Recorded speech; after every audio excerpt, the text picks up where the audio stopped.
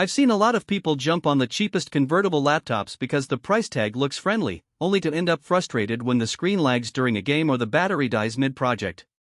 That regret curve is real, and it makes the decision feel a lot riskier than it should. Link is in the description if you want to check the product details on Amazon. So before you click buy, let's break down whether the Surface Laptop Studio 2 actually feels like a smarter spend or just another expensive gamble. First off, the biggest hesitation most buyers have is the Deutal promise. You're asked to trust a single machine for intensive 3D work, long gaming sessions, and the occasional Netflix binge, all while staying under a reasonable price.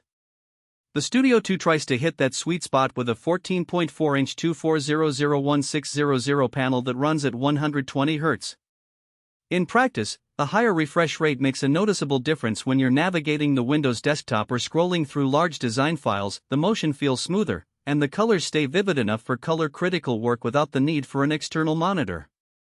That same panel also doubles as a decent media screen. I've watched a few episodes of a series on it while on a train, and the sharpness held up nicely even in bright daylight. The heart of the machine is the 13th Gen Intel Core i7-13800H paired with 32 GB of RAM. For a typical power user, that means you can have Photoshop, Premiere Pro, and a couple of browser tabs open without seeing the dreaded not responding pop-up. I tested it by opening a 50 GB project in Premiere, applying a few GPU-accelerated effects, and then switching over to a Unity editor instance with a small game running. The transition was seamless, and there was no stutter when I snapped a quick screenshot. That kind of multitasking fluidity is what separates a just another laptop from a truly versatile workstation. Now, the RTX 4050 with 6 GB of dedicated VRAM is the real wildcard for gamers and creators who need real-time ray tracing. In a recent 1080p benchmark of a popular Battle Royale title, the frame count hovered around the 7080 frames per second range with medium-high settings, which is more than enough for a smooth experience on a 120 Hz display. For designers using software that leverages CUDA cores, the GPU shaved minutes off render times compared to an integrated graphics solution.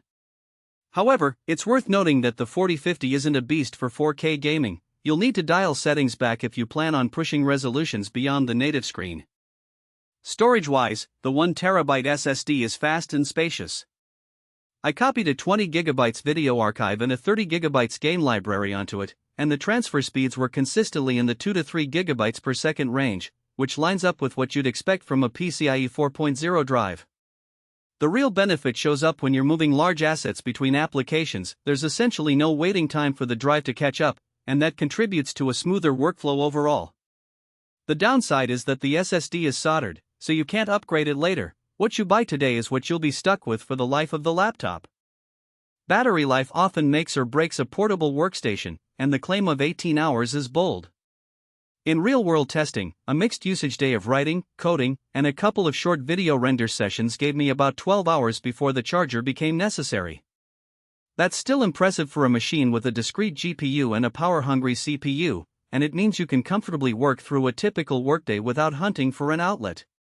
The trade-off, however, is the size of the battery itself. The chassis feels a bit heavier than a traditional Ultrabook, and the added weight becomes noticeable when you carry it around for a full day. One of the most talked about aspects of the Surface line is the hinge that lets you flip into tablet mode.